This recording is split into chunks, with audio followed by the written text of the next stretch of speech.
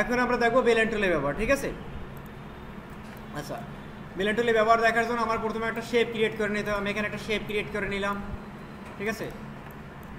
এরপর এটা অল্টা শেপে আমি কিরকম কপি করব এবং এটা বড় করে নিব, ঠিক আছে? এখন এখানে কি হবে, বেলেন্ডের ক্ষেত্রে ছোটোর থেকে আপনার বড় হবে, ঠিক আছে? এখানে আমি যদি কালার রাখি, ফার্স্টে আমি ব্ল্যাক কালার রাখি, ঠিক আছে?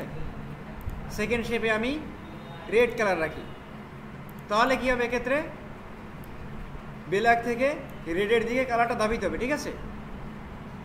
আচ্ছা, আমি এখন যাবো কোথায়, টুলবার থেকে কী করবো, বেলেন টুল নিয়ে নেবো, একটা ক্লিক করে নিয়ে নিলাম।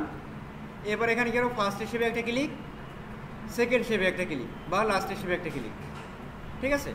এখানে আপনার হবে তিনটা শেপ হবে, ঠিক আছে? এখন আমরা কী করবো, বেলেন টুলের ডাবল ক্লিক করবো।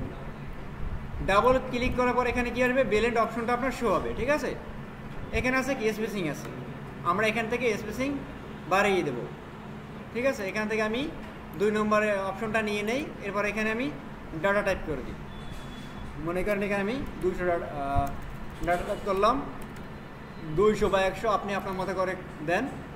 এরপর এখানে প্রিভিউ দেখি, ঠিক আছে? ওকে দেই। দেখেন এখানে কি হয়েছে, রেড থেকে ব্ল্যাকের দিকে আপনার কালারটা ধাবিত হয়েছে, ঠিক আছে? আপনার ছোটো শেপ থেকে কী হয়েছে, বড় শেপে রূপান্তরিত হয়েছে, বুঝতে পারছেন? এভাবে আমরা কি শেপ, আইকন, ঠিক আছে, কালার আমরা ব্লেন্ড করতে পারবো, বুঝতে পারছেন? এই পর্যন্ত এটা।